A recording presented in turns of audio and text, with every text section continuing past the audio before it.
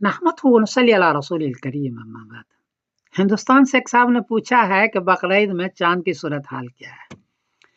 जवाबन अर्ज है कि 27 मई बरोज मंगल को इंडिया में चांद को चाहिए 5 डिग्री, बर्मा में 4 डिग्री, बांग्लादेश में 5 डिग्री, नेपाल में 5 डिग्री, कराची में 6 डिग्री, पेशावर में 6 डिग्री, ईरान में 6 डिग्री और अफगानिस्तान में 6 डिग्री।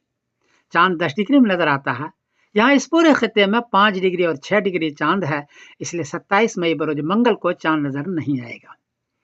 28 मई बरोज बुध को इंडिया में चांद को चाहिए 19 डिग्री, बर्मा में 18 डिग्री, बांग्लादेश में 18 डिग्री, नेपाल में 19 डिग्री, कराची में 19 डिग्री, पेशावर में 19 डिग्री, ईरान में 20 डिग्री और अफगानिस्तान में 19 डिग्री। चांद 10 डिग्री में नजर आता है। यहाँ 10 डिग्री से काफी ज्यादा है, इसलिए 28 मई बरोज बुध को चांद नजर आएगा, लेकिन देर तक रहेगा, वाजा रहेगा और बहुत देर तक रहेगा। और 29 मई बरोज जुमेरात को पहली जिलिदा होगी इंशाअल्लाह।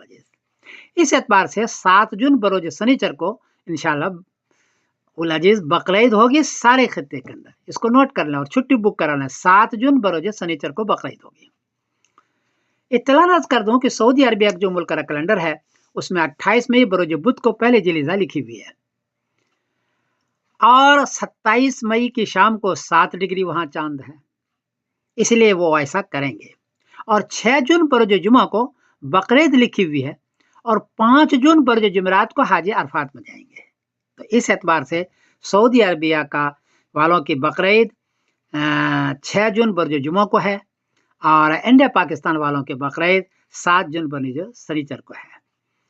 सऊदी अरबिया का हमेशा सिस्टम यह रहा है कि 1 डिग्री के भी चांद हो तो वो गवाही ले आते हैं, उनको गवाही मिल भी जाती है, झूठी सच्ची जो भी हो, बहरहाल वो गवाही ले आते हैं। यहाँ तो 7 डिग्री चांद, इसलिए वो ऐसा करेंगे और वो ऐसा कर लेंगे। देखिए आखिर होता क्या है, असल एतबार तो चांद के देखने का है। मैं समीरुद्दीन कासमी बोल रहा हूँ मानचेस्टर इंग्लैंड से। अस्सलाम वालेकुम व रहमतुल्लाहि व बरकातहू।